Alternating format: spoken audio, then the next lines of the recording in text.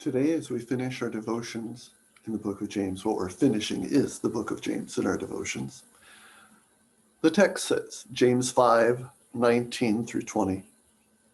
My brothers and sisters, if one of you should wander from the truth, and someone should bring him back, remember this.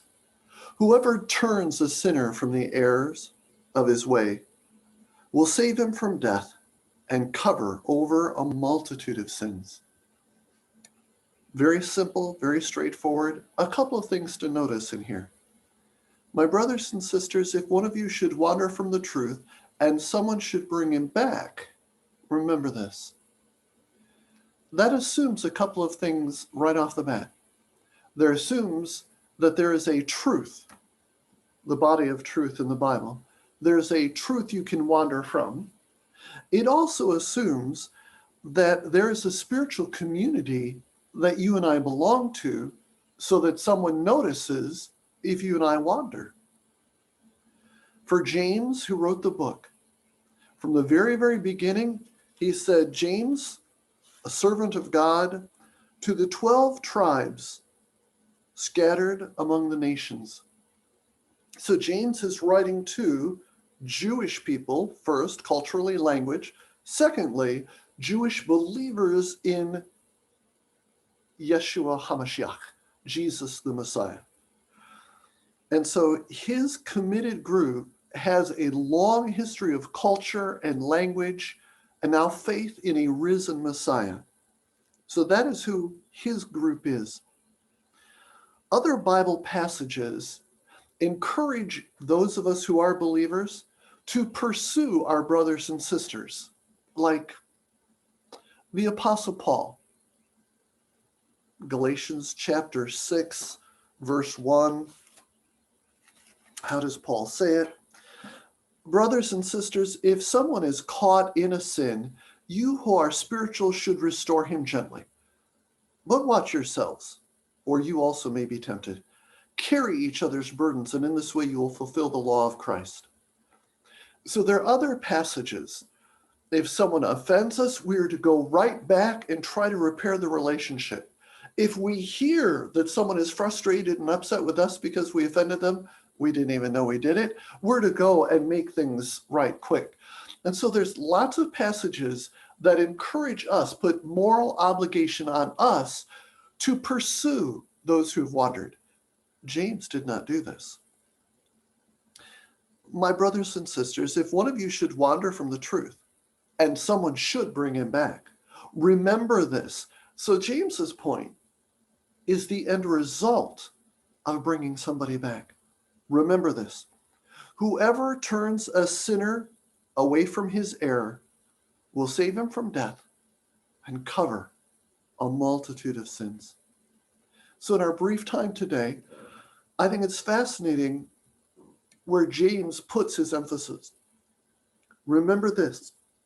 Whoever turns a sinner from the error or from whoever turns a sinner away from his error will save him from death. I think a simple way of saying this is save him from self-destruction and cover over a multitude of sins. As we were working in our Sunday afternoon Bible study at 4 through 1 Peter, got to read some fascinating things from people who will take biblical text and biblical history and then appropriately bring in anthropology so that we get a better idea of the cultural makeup that was going on at the times James and Peter write their books, which sit next to each other in the Bible by chance.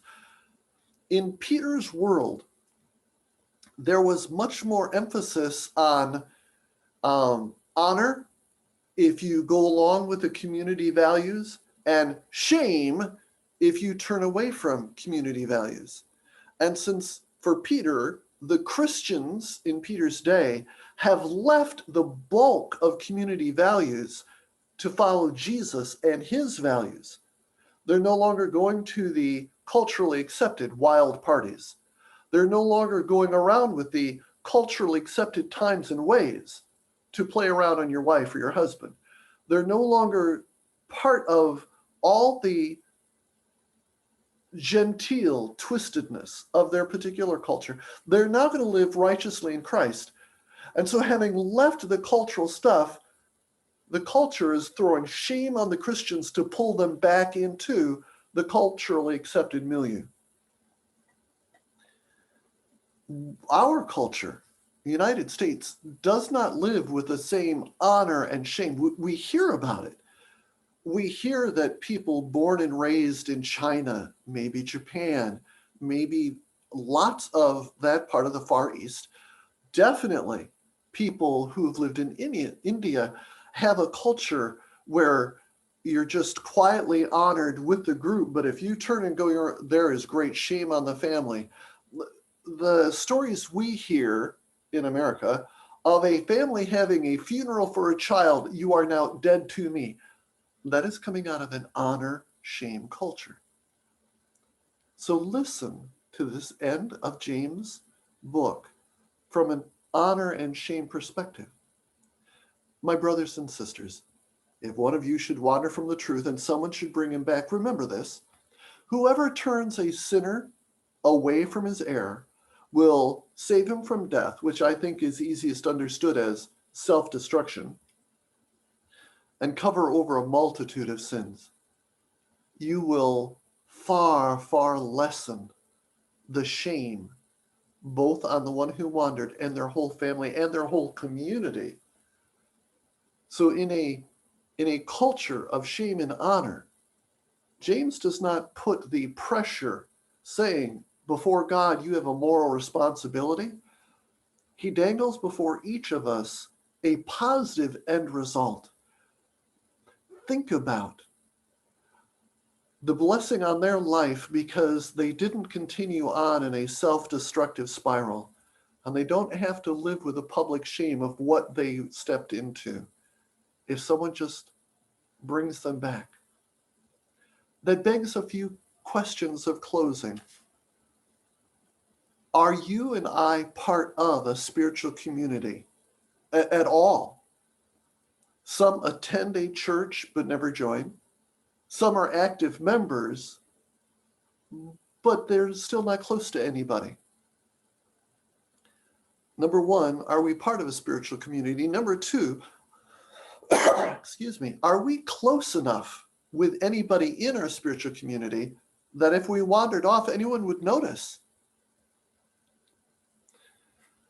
I once took a brother out to eat and said, I'm concerned on our relationships. I'm concerned on where you are and how you're doing with your walk in Christ.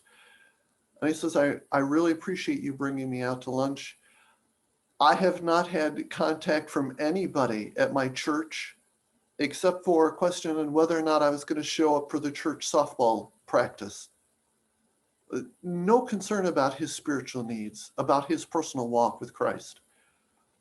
Are you and I part of a group of people who care about our souls and whether we're walking close to the Lord or wandering? Third, would you and I want somebody to care about us if we start wandering away? And that then leads to Jesus' comment. So in everything, do to others what you would have them do unto you, for this sums up the law and the prophets. Let's be part. Let us find. Let us create, if we don't have the option, a smaller community group of spiritual support. Now that fits very, very well into a Sunday school classroom. It fits very well into a midweek small group prayer time. But each of us need a small group of people that know us and care enough that we see when they wander and they would see when we wander. And in Christ, we do have the moral responsibility. Even if our culture doesn't worry much about shame and honor, we don't want the people we care about to self-destruct and to live with the damage and the shame because they started wandering and no one cared and just let him go.